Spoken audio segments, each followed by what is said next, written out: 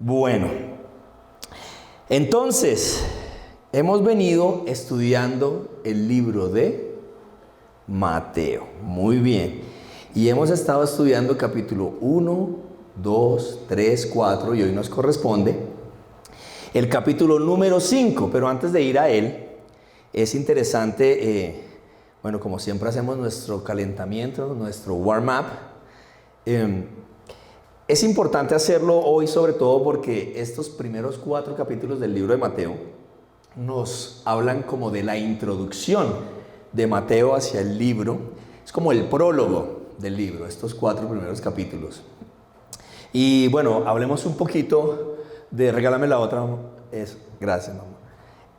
Hablemos un poquito resumamos un poquito de lo que hemos visto hasta el momento en estos 4 primeros capítulos. Capítulo 1, hablamos de la genealogía de Jesús. Fue súper interesante hacer una enseñanza y aprendimos unas cosas increíbles a partir de esta lista de nombres.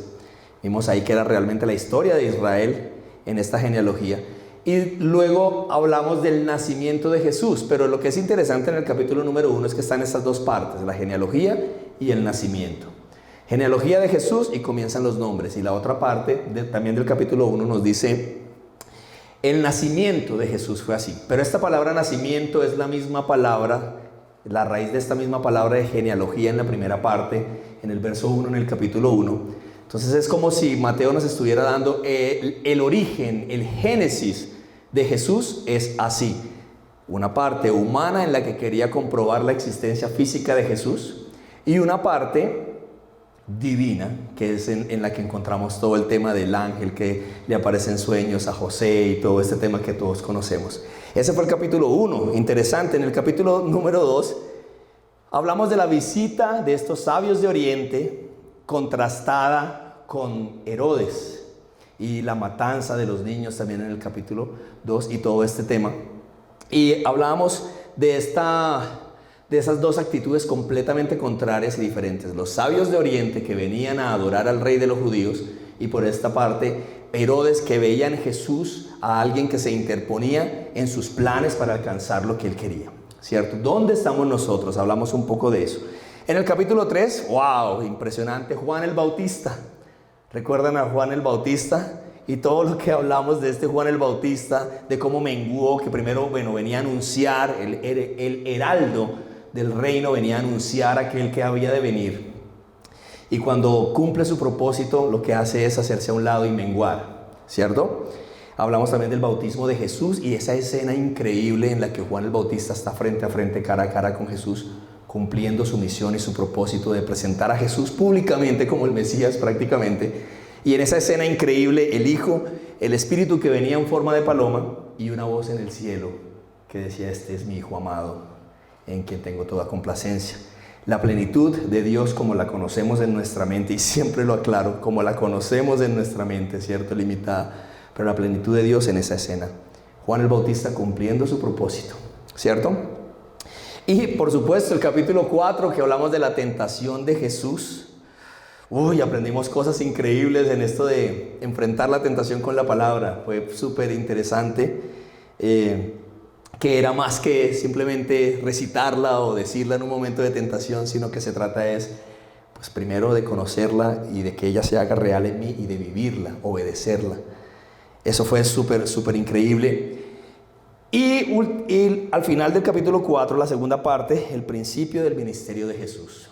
Y fue muy especial, muy lindo, porque este principio del ministerio comenzaba con Juan el Bautista en la cárcel. Ven que eso de menguar nosotros es algo real, ¿no? Juan el Bautista ya en la cárcel y ahí comienza el ministerio de Jesús. Realmente necesitaba el menguar para que Jesús creciera, ¿cierto? Y como eso es un principio para nuestras vidas, que debemos menguar día a día para que Jesús crezca en nosotros, su naturaleza sea real en nosotros. Ahora, a partir del capítulo 5 es momento de adentrarnos ya en la esencia de lo que es el Evangelio de Mateo. Esta esencia tiene que ver con la enseñanza de Jesús, con el discurso de Jesús. Si recordamos, cada evangelio tiene como un enfoque, ¿no? Son 4 perspectivas de Jesús, del mismo Jesús, pero desde 4 ángulos diferentes. Entonces hemos aprendido que Marcos, por ejemplo, Juan Marcos, se enfoca en la acción de Jesús. Lucas, ¿quién recuerda a Lucas? Los seguidores de Jesús, ¿cierto? Juan no está tan enfocado en la cronología de cómo sucedieron las cosas, sino más bien en los dichos y obviamente sí en los hechos de Jesús. Y por supuesto Mateo, como les acabo de decir, está enfocado en la enseñanza, en el discurso, en los discursos de Jesús. Y por supuesto, a partir del capítulo 5 arranca tal vez el más famoso de los discursos de Jesús, que es el Sermón del Monte. Han escuchado el Sermón del Monte y también con ello la primera parte de las bienaventuranzas. Y estaremos estudiando desde el capítulo 5 al capítulo 7 todo lo que es el Sermón del Monte. Ahora, es importante, interesante el Sermón del Monte porque muchos la definen como la doctrina radical del reino de Dios. Otros dicen que es el manual de vida del discípulo. Y otros, que esta me encanta, el manual de vida del ciudadano del reino de los cielos.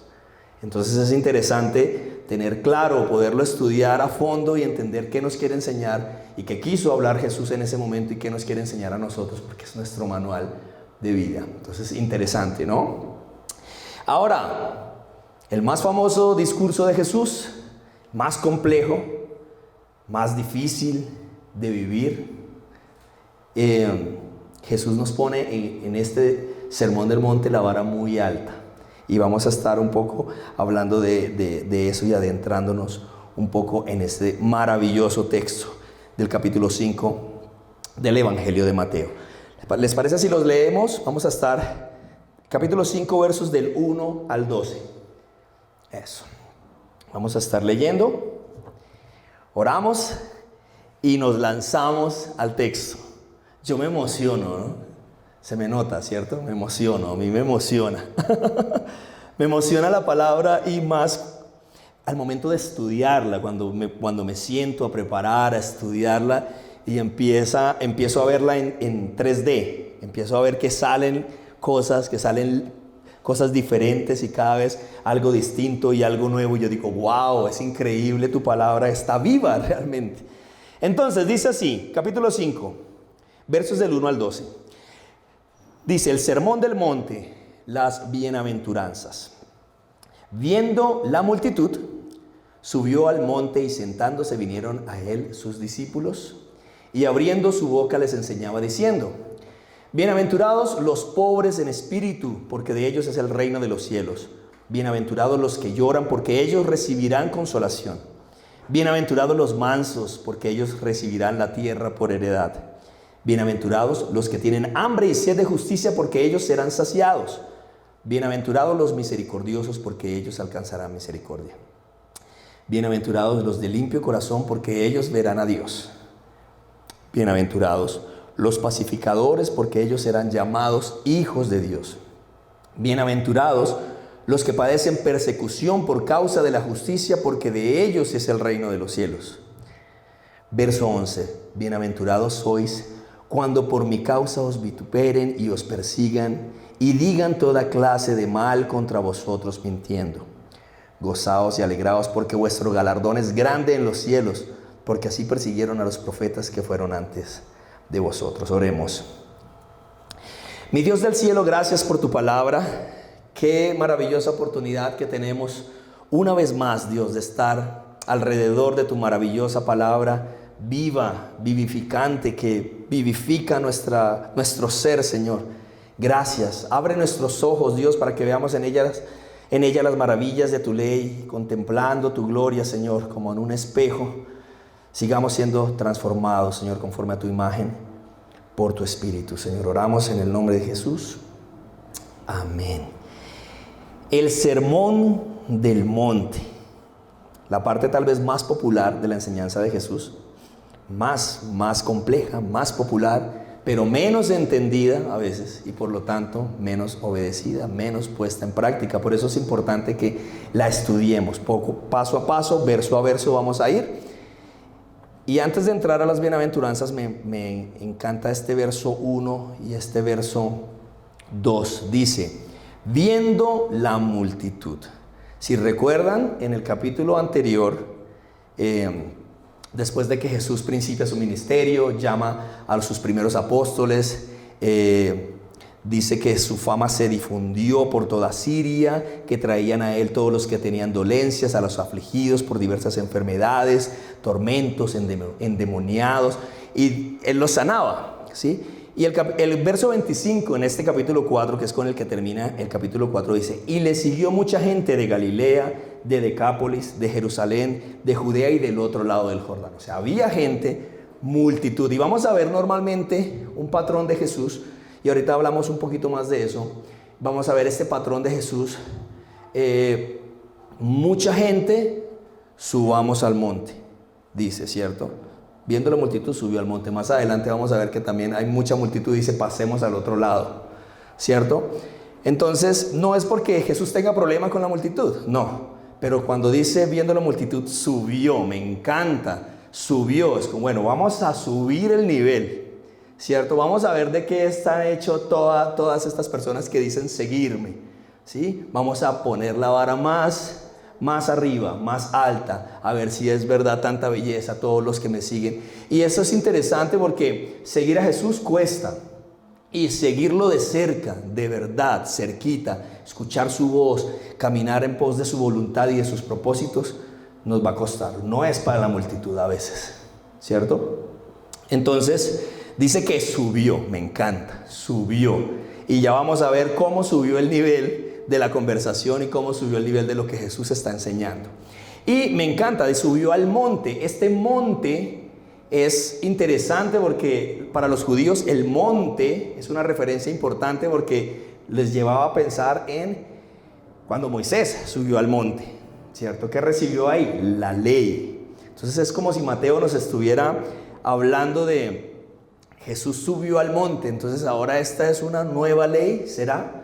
Y eso es importante aclararlo, no era una nueva ley, ¿sí? No es una nueva ley porque Jesús no vino a abrogar la ley sino a cumplirla. Entonces, lo que sí es la interpretación adecuada, la interpretación correcta de la ley. Y de eso nos va a hablar Jesús en el Sermón del Monte. Entonces, ¿cómo vamos hasta ahí? Perfecto, ¿cierto? Y miren, es interesante porque, como decía, ¿es una nueva ley? No, es la interpretación correcta de esta ley. Y vamos a ver a un Jesús hablando de cosas completamente contrarias a lo que ellos pensaban en esa época y en ese momento, ¿sí? A esta religión que habían establecido los escribas, los fariseos, el clero de este momento, una religión estructurada por hombres, de manera que algunos pudieran pasar, ¿cierto? Pasar, raspados, pero pasar. Y cuando digo pasar me refiero a que listo, ganamos el reino, nos podemos acercar a Dios libremente a través de estas cosas que hemos instituido y de estas cosas que hemos hecho. Y no solamente eso, sino que al ellos pasar, tener la potestad de decir tú no eres apto, tú no eres apto y tú no eres apto. Esa religión del momento, tratando el hombre de llegar a Dios, ¿cierto? El hombre tratando de llegar a Dios. Tengamos presente eso, el hombre tratando de llegar a Dios. Esa es la religión, ¿sí? A través de estructuras, cultos, etcétera, etcétera. Y vamos a ver a un Jesús que coge la balanza y la va a poner al revés. ¿La va a poner cómo? Al revés. Entonces, Jesús nos va a hablar aquí no de una religión organizada por hombres, estructuras, instituciones. En este caso Jesús voltea completamente lo que los escribas y fariseos de la época pensaban y enseñaban. Y para eso pues ya vamos a ir al tema de las bienaventuranzas. Pero antes de eso, en el verso 2, antes dice que vinieron a él, ¿quiénes? Sus discípulos. Ahora, cuando dice sus discípulos, no necesariamente eran los apóstoles. Podían haber muchas más personas, seguramente eran muchas personas las que se acercaban a Jesús. Y él subió al monte, va a subir el nivel de la conversación y varios lo están siguiendo. ¿Sí? Pero qué lindo que diga sus discípulos, los que, ya no las multitudes que buscaban a Jesús para que lo sanara, ¿sí? Para que les resolviera algo, sino los que realmente querían estar con Él. Por eso es que resaltamos de que este sermón del monte es para nosotros, para sus discípulos, para los que queremos, deseamos con todo nuestro corazón y con toda nuestra honestidad caminar cerca de Jesús. Entonces, verso 2, y abriendo su boca les enseñaba diciendo. Yo no sé, pero a mí se me rompe la cabeza cuando dice y abriendo su boca. Uno pasa por alto estas cosas, no pasa por la Biblia leyendo y ya. Y miren lo que estamos hablando, abriendo su boca. Empezó a sonar esa voz, esa misma voz que creó el universo, ¿cierto? Es la que va a hablar ahí, esa voz que vivifica, esa voz que nos da luz. La luz resplandece cuando escuchamos su voz, ¿cierto? Y miren, es interesante, estuve estudiando hace unos días y estuve mirando estas teorías y me encontré con algo interesante, y es que la ciencia reconoce que el universo fue creado, bueno, y me encontré con eso porque soy músico, ¿no? En todo este tema de producción, de audio, de ingeniería de audio, sonido, me encontré con esto. Y es que se habla de que el universo fue creado a partir del sonido. Eso es súper interesante y está comprobado, ¿sí? Ondas acústicas, sonoras y electromagnéticas, ¿sí? Fue creado a partir del sonido. ¿Y por qué traigo esto a colación? Porque pues nosotros muy bien sabemos cuál fue el sonido que creó el universo. Eso está claro para nosotros. El sonido que creó el universo fue la voz de Dios. Punto. ¿Cierto? Y esa misma voz que creó el universo es la que va a hablar en este momento. Abriendo su boca les enseñaba diciendo. Ahora, para algunos puede ser obvio, abriendo su boca les enseñaba. No, pues es obvio que abra su boca para enseñar. No es tan obvio, porque también Jesús ya se había encargado de enseñarles sin necesidad de abrir su boca. ¿Cierto? Y vimos en la enseñanza anterior que Jesús, ese acercamiento con los apóstoles y ese llamado que les hace a una misión, ¿cierto? Y que muy seguramente ya Él había tenido un acercamiento con ellos antes de llamarlos como tal al ministerio. Y en ese acercamiento, pues hay vida con vida caminando juntos. Esa es una forma súper importante de enseñar, y por eso Jesús enseñaba a ellos, a esos que estaban cerca de Él. Porque no solamente son las palabras, sino que también enseñamos con nuestra vida. ¿Y por qué hablo de esto? Hablando un poquito de la enseñanza de Jesús. Miren que en el capítulo 7, que es donde termina el Sermón del Monte, adelantándonos un poquito, el verso 29 en el capítulo 7, 28 y 29, dice así, hablando de la enseñanza de Jesús. ¿Cómo enseñaba Jesús? Esa voz increíble que creó el universo, que nos da vida y que nos vivifica hoy también, porque esa voz está aquí, ¿cierto? En esta palabra hermosa. Dice el verso 28 del capítulo 7, y cuando terminó Jesús estas palabras, cuando terminó el Sermón del Monte, la gente se admiraba de su doctrina. Listo, pero ¿por qué? Es que era muy profunda, era muy interesante lo que decía. Seguramente sí, pero el verso 29 nos da más claridad. Porque les enseñaba como quien tiene autoridad. Ok, como alguien que tiene autoridad. Pero los escribas y los fariseos seguramente también tenían autoridad. Pero ¿cómo autoridad? Y no como los escribas. Entonces esto me lleva a pensar que esa autoridad que Jesús tenía para enseñar era que lo que enseñaba era lo que vivía. ¿Cierto? Eso es muy fuerte y muy profundo. Porque yo creo que parte del éxito como hijos de Dios es que nuestra enseñanza, cuando abrimos nuestra boca para proclamar el reino de Dios, cuando la abrimos, debe ser completamente coherente a lo que vivimos. Y es el ejemplo que vemos en Jesús. Abriendo su boca, les enseñaba diciendo. Pero ya antes también ya les estaba enseñando a través de su vida y de ese diario caminar con Él y sus discípulos. Maravilloso, me parece genial, espectacular, maravilloso. Entonces, dice que vinieron a Él sus discípulos, ¿cierto? Jesús no tenía problema con las multitudes, pero lo que enseñaba y lo que nos enseña aún hoy no es para muchos. son para sus discípulos, los que queremos realmente caminar con Él. Entonces ahora sí, a partir del verso 3, inician las bienaventuranzas. Bienaventurado, esta palabra seguramente todos la conocemos, su significado, feliz, dichoso, pero es una felicidad no como la que normalmente estamos acostumbrados. ¿Cuándo estamos felices? Cuando nos va bien, cuando todo está bien. Esta es una felicidad que nos habla de estar dichosos en Dios, estar gozosos en Dios, y recordemos que el gozo del Señor es mi fortaleza. Más adelante entraremos un poquito en eso. Pero es una felicidad que no depende de las circunstancias. Y lo vamos a ver porque suenan paradójicas algunas de estas bienaventuranzas. Felices los que lloran, ¿no? El que llora está triste, ¿cierto? Pero es entenderlas desde este punto de vista. Es una felicidad que no depende de lo que estoy viviendo, de las circunstancias, porque es una felicidad que va más allá, que yo entiendo que hay algo más. También se habla de que el significado más correcto para esta palabra de bienaventurado es como afortunado, ¿cierto?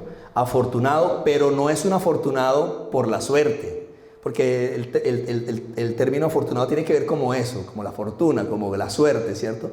No, pero obviamente no es la suerte, sino el propósito y la voluntad de Dios en nuestras vidas. Entonces con eso tiene que ver el tema de las bienaventuranzas. ¿Listo? ¿Cómo vamos hasta ahí? ¿Me siguen hasta ahí? Todo súper claro. Ok. Ahora es interesante esto. Vamos a leer, vamos a ver si alcanzamos a mirarlas todas, pero normalmente suelen estar divididas como en dos grupos, 4 y 4.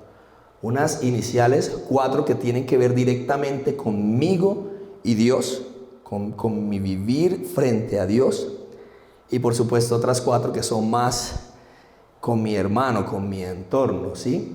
Eso es interesante porque si recordamos, el gran mandamiento que nos da Jesús es amar a Dios, pero también amar a mi hermano. Y es como si el poner en práctica ese amor a Dios que digo tener, se debe reflejar en mi amor hacia mi hermano, hacia quien me rodea, hacia mi prójimo, que no solamente es mi hermano, son mis enemigos, son las personas que también están contra mí, ¿cierto? Y eso lo vamos a ver más adelante en el Sermón del Monte. Entonces, vamos ahora sí, bienaventuranzas. Interesante. Verso 3, bienaventurados los pobres en espíritu, porque de ellos es el reino de los cielos. Interesante, los pobres en espíritu. Me pregunté mucho tiempo, esto me confundió muchos años, no tenía claro, y es importante aclararlo, explicarlo y entender qué es esto de pobres en espíritu, qué es esa pobreza espiritual, porque bienaventurados. Entonces aquí ya yo creo que había un choque tremendo para los fariseos de la época, para los religiosos de la época. ¿Cómo así que los pobres en espíritu? Si nosotros tenemos es que ser fuertes, tenemos es que ir adelante, tenemos es que ser exitosos, etcétera, etcétera, ¿sí? Pero cuando habla de pobreza espiritual, los pobres en espíritu, se está refiriendo a estas personas que entienden y que saben que no pueden llegar a Dios. Esa es la pobreza espiritual. Algunos comentan que el ser humano no puede ser espiritual. Después de la caída, el ser humano es carnal, ¿sí? Entonces es cuando el ser humano reconoce que no puede llegar a Dios, que no tiene la forma de llegar a Dios. Y por eso fue que el reino de Dios se acercó, ¿sí? Entonces la pobreza espiritual tiene que ver con esto, con la incapacidad, reconocer que soy incapaz de llegar a Dios. Y no solamente eso, reconocer que soy incapaz de vivir hoy para Dios, ¿cierto? Lo que puedo hacer, lo que da fruto en mí hoy es Dios en mí, a través de reconocer a Jesucristo como mi suficiente Salvador. Entonces, esta pobreza espiritual tiene que ver con eso, con este tema de soy incapaz, ¿sí? Soy incapaz de salvarme a mí mismo. ¿cierto? Soy incapaz, no puedo. Por eso Dios se acercó. Jesús vino, ¿sí? Y a través de Él podemos tener esta salvación. Y es lindo, y vamos a leer Lucas 18:10. Seguramente conocemos este pasaje, súper interesante, con el que muy seguramente muchos en algún momento nos hemos identificado. Yo creo que habla y describe perfectamente, nos explica perfectamente a qué se está refiriendo Jesús cuando habla de los pobres en espíritu. No de los religiosos, sino de los pobres en espíritu. Ojo, dice así, versos del 10 al 14. Leamos desde el 9. Dice: a unos que confiaban en sí mismos como justos. Wow, ahí ya quedó claro el tema de la pobreza espiritual. ¿A qué se refiere cuando se habla de los pobres en espíritu? ¿Cierto? Contrasta completamente con estos que estamos viendo aquí. A unos que confiaban en sí mismos como justos. De eso se trata la pobreza espiritual. No confiar en mí mismo como justo, sino que lo justo que yo puedo llegar a ser es a través de Jesús en mí. Esa es la pobreza espiritual, y ya aquí nos va a quedar súper claro. Dice: a unos que confiaban en sí mismos como justos y menospreciaban a los otros, dijo también esta parábola. Verso 10. Dos hombres subieron al templo a orar. Uno era fariseo y el otro publicano. O sea, un religioso que tenía ya el cielo ganado, según él, y un publicano pecador. ¿Cierto? El fariseo, puesto en pie, oraba consigo mismo de esta manera. ¡Wow! ¿Con quién? ¡Wow! No con Dios, ni siquiera, sino consigo mismo. ¡Uf! Así estaban de ensimismado, ¿no? Y a veces estamos así también nosotros, ensimismados, confiando en nuestras fuerzas. Todo es por nosotros, para nosotros, por nuestras fuerzas, ¿cierto? El fariseo, puesto en pie, oraba consigo mismo de esta manera: Dios, te doy gracias porque no soy como los otros hombres, ladrones, injustos, adúlteros, ni aún como este publicano. Siguiente verso: ayuno 2 veces a la semana, doy diezmos de todo lo que gano. Mas el publicano, estando lejos, no quería ni aún alzar los ojos al cielo, sino que se golpeaba el pecho diciendo: Dios, sé propicio a mí. Sé propicio a mí, pecador. ¿Cierto? Sé propicio a mí, pecador. Yo no puedo, pero tú en mí sí se puede. Os digo que éste descendió a su casa justificado antes que el otro, porque cualquiera que se enaltece será humillado, y el que se humilla será enaltecido. Súper claro, creo que nos queda claro el tema de la pobreza espiritual. No somos nosotros, no es nuestra unción, no es nuestra fuerza espiritual, al contrario, es Dios en nosotros. Y por eso son bienaventurados. ¿Quiénes? Los pobres en espíritu, porque de ellos es el reino de los cielos. Bienaventurados aquellos que dicen: no puedo, no soy un ser espiritual, no puedo, soy carnal, pero la naturaleza de Dios en mí a través de Jesucristo, eso me hace crecer, me hace ser un ser espiritual, ¿cierto? No nuestras fuerzas, no es nuestra unción, ¿cierto? Sino Dios obrando en nosotros. Y es tremendo, porque a nosotros nos han enseñado es que debemos conquistar, ¿no? Que debemos ser fuertes. A mí me enseñaron esto. Uno tiene que ser fuerte, uno tiene que hacer milagros, que hayan señales, prodigios, etcétera, etcétera. ¿Sí? Y está bien, y eso sucede. Eso es una consecuencia de otras cosas, que es lo que realmente buscamos, ¿no? No buscamos a Dios por eso, lo buscamos por Él, por lo que Él es. Entonces, estas cosas vienen, y en mi vida hemos experimentado con mi esposa, en mi familia, milagros, cosas sorprendentes, impresionantes, sobrenaturales. Entonces, no me malinterpreten, no es eso. Sino que hemos hablado de que el cristiano debe ser un superhéroe, debe ser una persona inquebrantable y completamente perfecta. Y Dios mío, nada está más alejado de la realidad. Tenemos más de 25 años en la iglesia sirviendo al Señor, y hemos entendido que no es así. Y a veces el tener esas expectativas tan altas de que somos perfectos y de que todo va a estar bien, nos da durísimo cuando nos estrellamos y vemos que la vida no es así. Por eso es importante entender la palabra y lo que Dios nos está hablando, ¿cierto? ¿Y a qué voy con esto? Miren, por ejemplo, el tema de la fe. ¿Qué es la fe? Visualízalo, créelo y así lo tendrás. Esa es la fe que nos venden hoy en día, y resulta que eso no es la fe.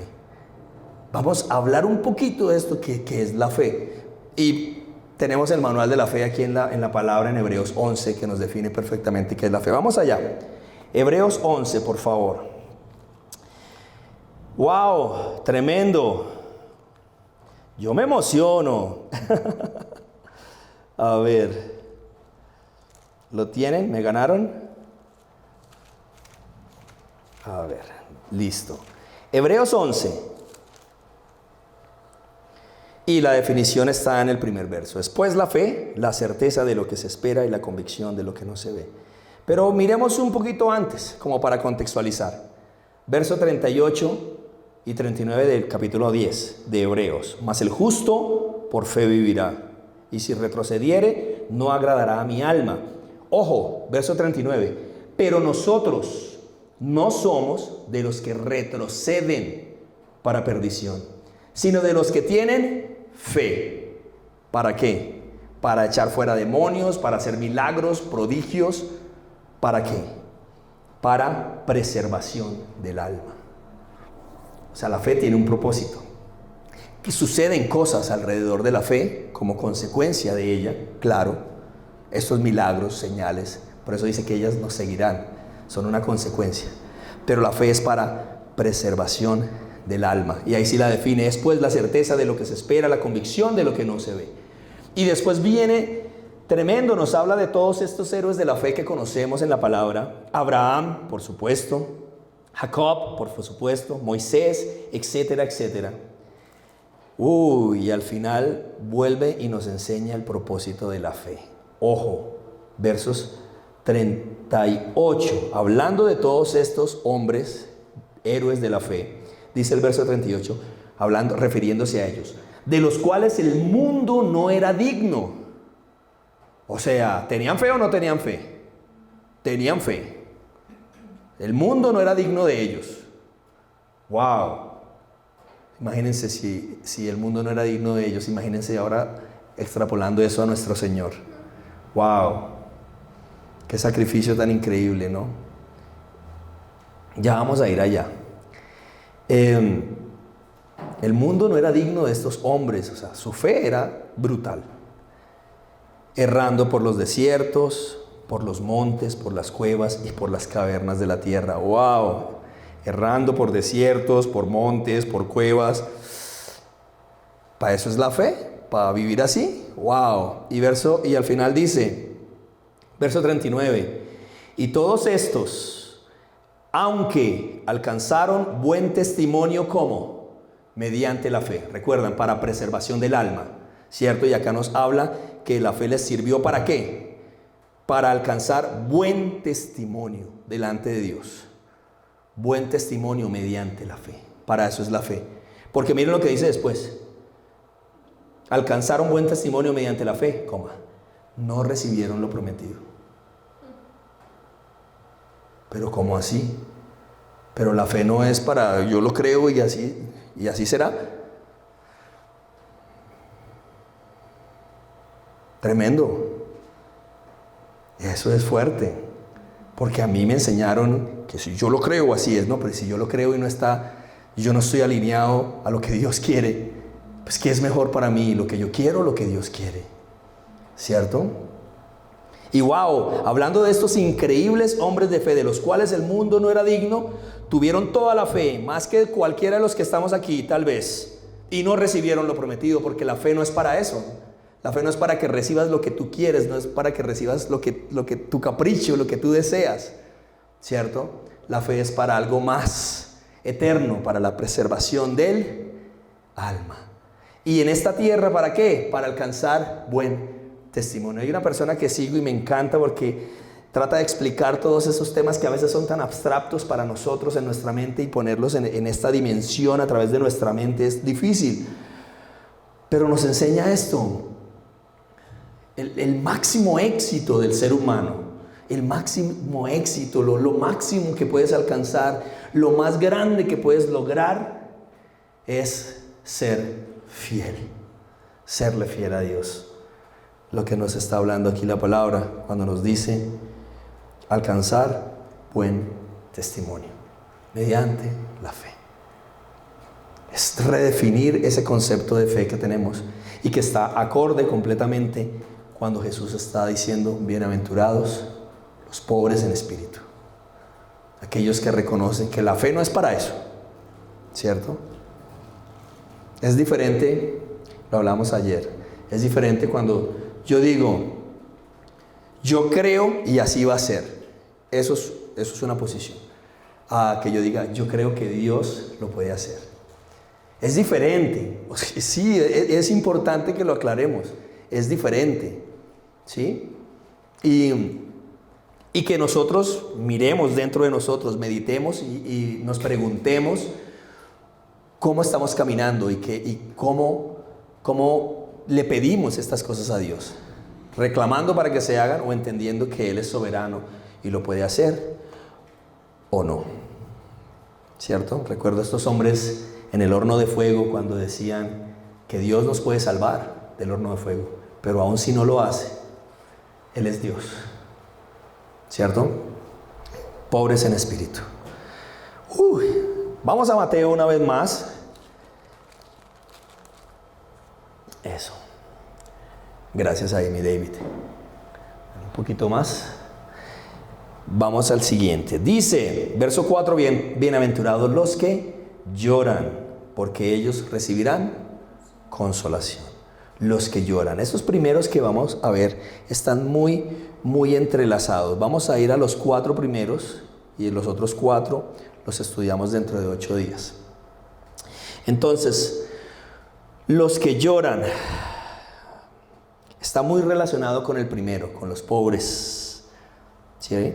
Porque son ellos, estos que lloran, y habla de tristeza, llorar, ¿cierto?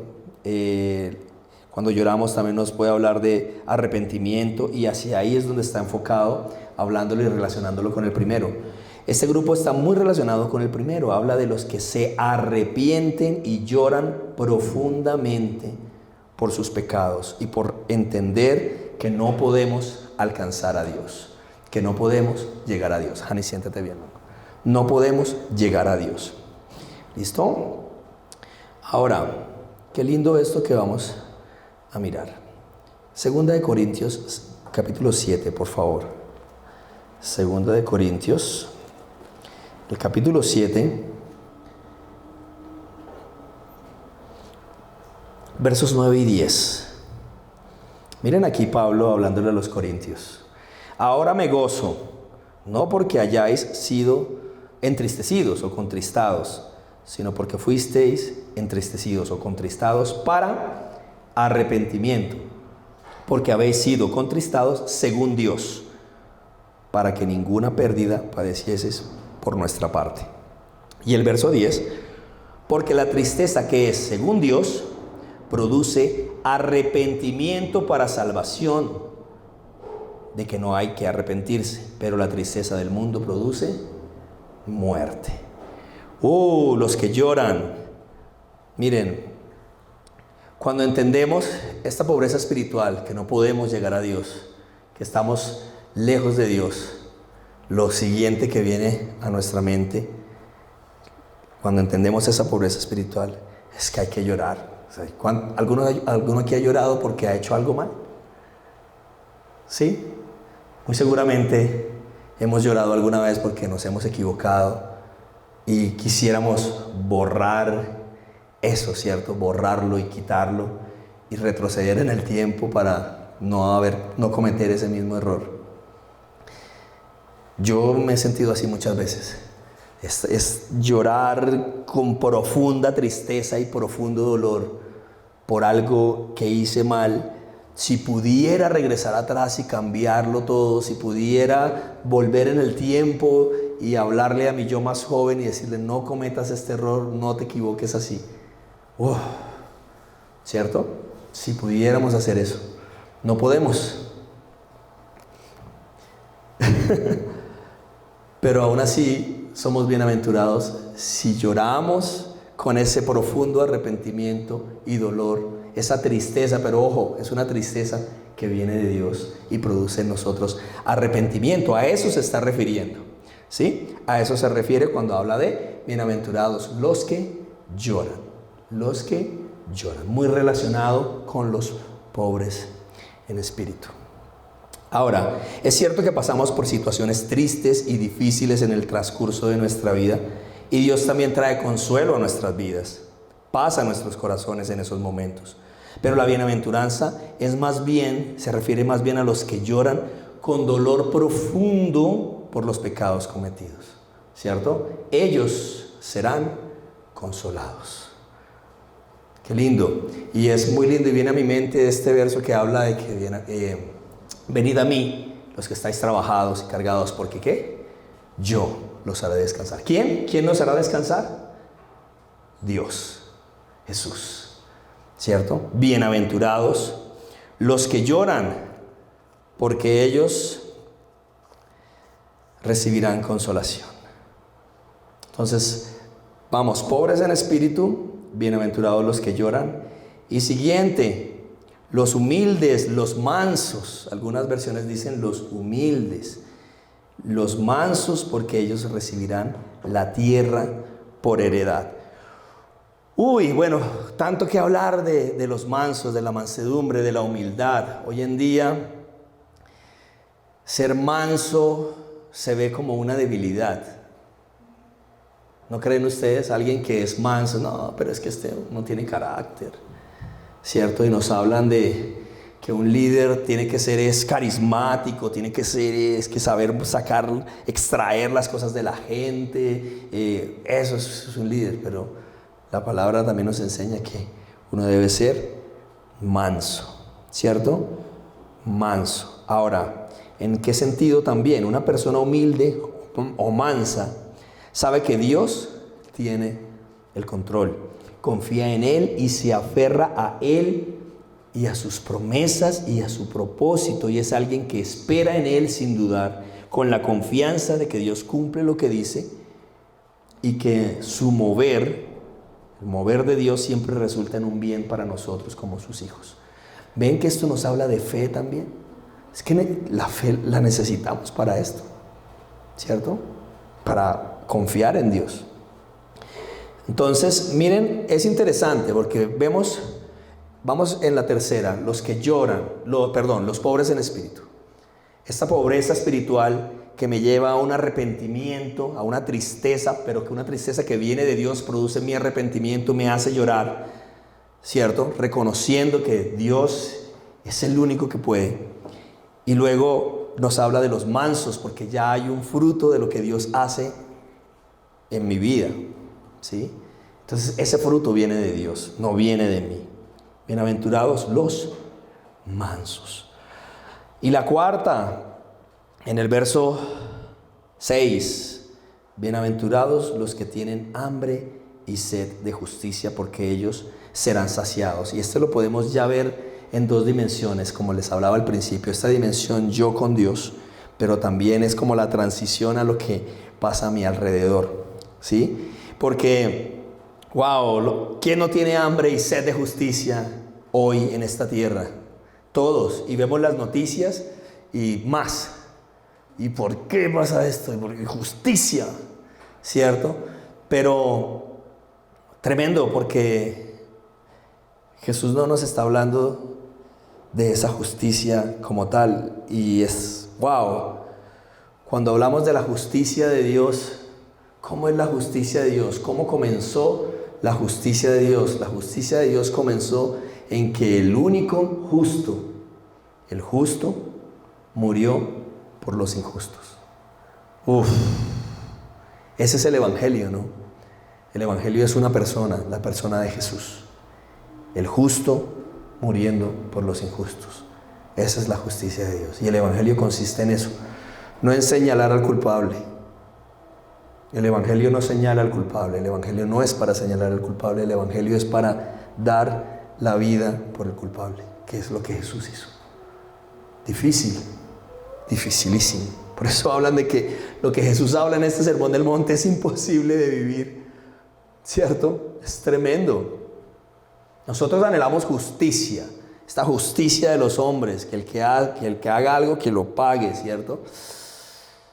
Es tremendo, porque si fuera así, entonces ¿dónde estaríamos tú y yo? A veces nos creemos muy buenos, ¿no? Pero resulta que hubo alguien que ya pagó. Jesús pagó, el justo, el único justo, el único bueno, pagó por los injustos. Esa es la justicia de Dios. Ese es el Evangelio. Ahora, ¿cómo nosotros nos incorporamos, hablándolo ya de este tema, de lo que sucede a mi alrededor y en mi relación con mi hermano? Pues la justicia de Dios tiene que ver con que el justo dio la vida por los injustos. El único que no era culpable dio la vida por los culpables. Eso debe cambiar nuestra mente y nuestra perspectiva de hacer iglesia, ¿cierto? De hacer iglesia. Porque muchos años nos la hemos pasado así, ¿cierto? Señalando. Tremendo, ¿sí? Pero el Evangelio, la justicia de Dios nos enseña que el justo se dio por los injustos. ¡Wow!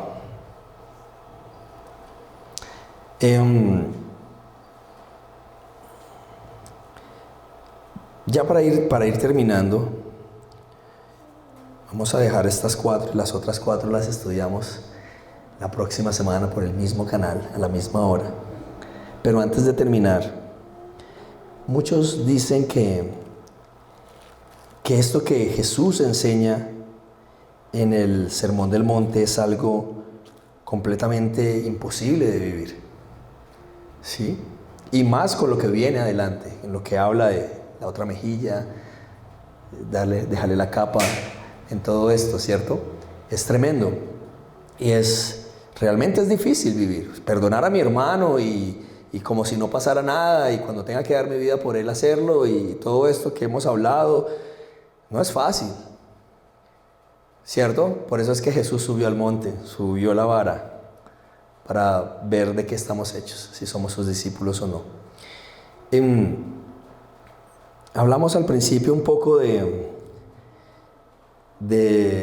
dichosos, ¿cierto? Y el contraste, esta como paradoja que hay en las bienaventuranzas, son promesas paradójicas, de pronto, para la mente humana, pero sostienen la esperanza en las tribulaciones y anuncian bendiciones y recompensas ya iniciadas por el amor y la misericordia de Dios, y que se manifiestan ahora para nosotros a través de su Hijo Jesucristo. Hablamos de esto, dichosos, felices, pero ¿cómo estoy feliz si tengo que llorar? ¿Cómo soy feliz si tengo que ser pobre? ¿Cierto? ¿Cómo soy feliz, hablando de esta justicia de Dios, si me tengo que dar? ¿Cómo ser feliz? Y meditando en eso, y quiero terminar con esto, meditando en cómo lograr esto, cómo poder vivir en esto que Dios me está pidiendo y que Dios nos está enseñando en el Sermón del Monte, este manual de vida del ciudadano del cielo, como lo definíamos al principio. Y me encontré con algo hermoso más adelante también, que luego seguramente estaremos estudiando todos estos versos de Mateo mucho más profundo. En el capítulo 13, el verso 44. Capítulo 13, verso 44 del Evangelio de Mateo. Lo define, tiene un título ahí hermoso que es El tesoro escondido.